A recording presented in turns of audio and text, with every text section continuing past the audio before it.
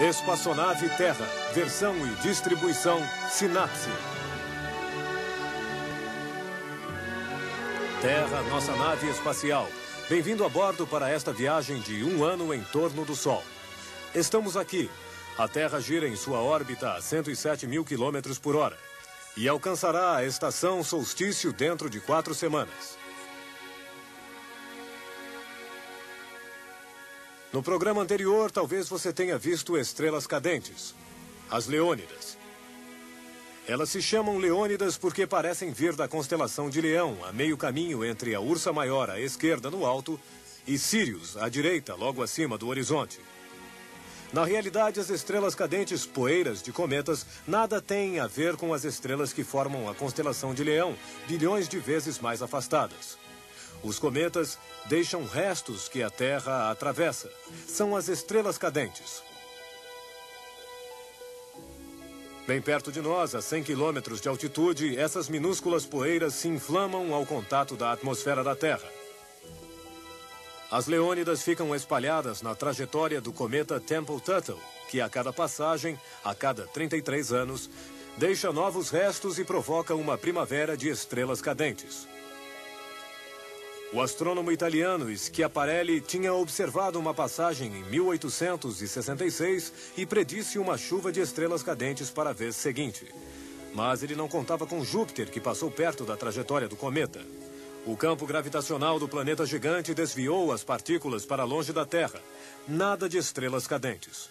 Desde então, o cometa Tempel-Tuttle passou várias vezes. Ele recarregou sua trajetória com restos novos, alguns dos quais se inflamam ao contato da atmosfera da Terra.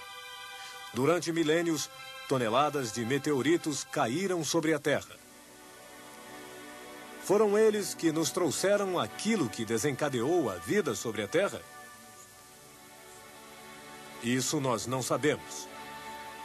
É possível que cometas ou asteroides tenham trazido os elementos químicos necessários para que a vida começasse na Terra. Micro-organismos sobreviventes a uma viagem no espaço, como bactérias preservadas no âmbar durante milênios. Pode ser também que a vida na Terra tenha começado sem contribuições exteriores, por exemplo, sob o efeito de golpes de relâmpago num pântano de metano. O que é a vida? É uma molécula que aprende a fazer uma cópia dela mesma. Sob algumas condições, essa multiplicação teria se produzido espontaneamente sobre a Terra. Essas condições podem existir perfeitamente fora da Terra. Na nossa Lua? Não. Lá não existe atmosfera nem água. As crateras e as marcas de impactos não mudam há bilhões de anos. As únicas marcas de vida são as gravações dos astronautas que caminharam sobre a Lua há 1/4 de século e que também permanecerão intactas por milênios. Haveria vida nos outros planetas ou fora do sistema solar? Estamos sozinhos no universo? Investigamos Marte há séculos. Em 1976, a sonda Viking, que sobrevoa Marte, transmitiu uma foto espantosa. Na paisagem marciana, um rosto humano nos observa. Era apenas, é claro, a sobra de um montículo. Mas, para além da lenda dos pequenos homens verdes, os traços eventuais de micróbios marcianos nos foram revelados. Sobre o solo árido de Marte, distinguimos os traços de antigos rios. Logo, há bilhões de anos, havia água em Marte. Também havia vida? Há 16 milhões de anos, um grande asteroide teria caído sobre Marte, lançando fragmentos de solo no espaço. A massa de Marte constitui apenas 1/10 da massa da Terra. Basta um pouco de energia para colocar pedras em órbita.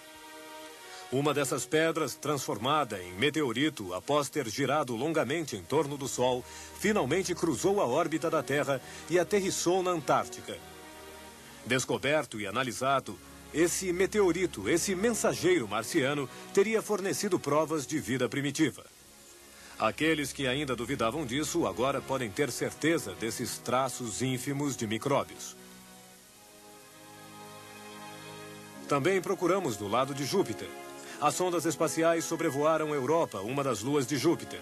Sua superfície é uma crosta espessa de gelo que talvez cubra o oceano. A presença d'água faz pensar que lá poderia existir vida. Mas que vida a menos 150 graus centígrados? Pelo menos bactérias, como aquelas que vivem em nossas geleiras polares, mas certamente não extraterrestres que dividiriam nosso entusiasmo pela exploração espacial. Sondas espaciais exploram Saturno também. Talvez houvesse micro-organismos em Titã, um satélite de Saturno. Mas em nenhum lugar do Sistema Solar existem extraterrestres com os quais nós poderíamos fazer verdadeiros contatos. E fora do Sistema Solar? Provavelmente sim. Mas onde encontrá-los? Em nossa galáxia, dentre os bilhões de estrelas, seria preciso encontrar algumas delas que se parecessem com nosso Sol. Dentre essas estrelas, seria necessário encontrar aquelas que têm planetas. Dentre esses planetas, aqueles que tivessem uma atmosfera e condições necessárias à vida.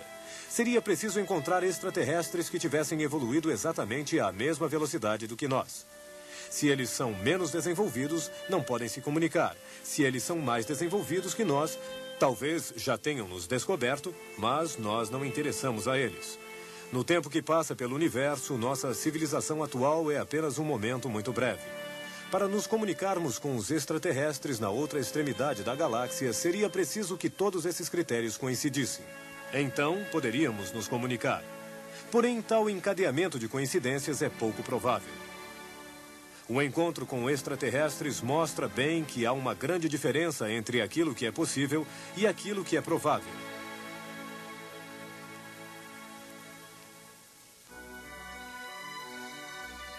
No próximo programa, vamos ver o crepúsculo. Uma vez que o Sol tenha passado sob o horizonte, ele ainda ilumina a paisagem enquanto se encontra a menos de um palmo abaixo do horizonte, 6 graus. Isso é o crepúsculo.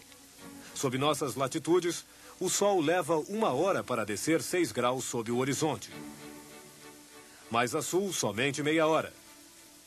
No Equador, onde o Sol se põe perpendicularmente ao horizonte, o crepúsculo só dura 20 minutos. No Polo Norte, 6 semanas, porque o horizonte está quase paralelo ao plano no qual a Terra circula em torno do Sol. A Terra leva 365 dias para completar uma volta de 360 graus. Isso dá mais ou menos 1 grau por dia. É por isso que as estrelas se deslocam 1 grau por dia e aparecem 2 horas mais cedo todos os dias. E ao fim de 1 ano, após uma volta completa em torno da Terra, elas aparecem à mesma hora no mesmo lugar. De um ano ao outro, as estrelas são fiéis ao encontro.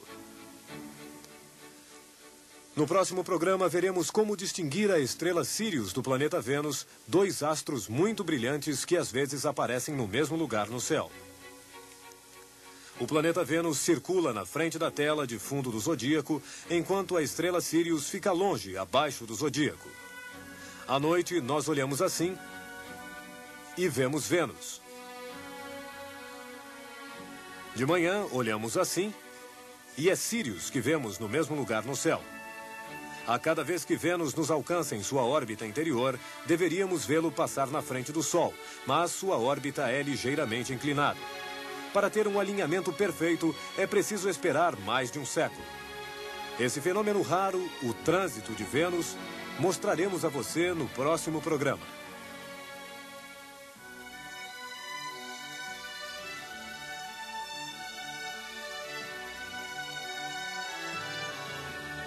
Boa viagem, todos em órbita.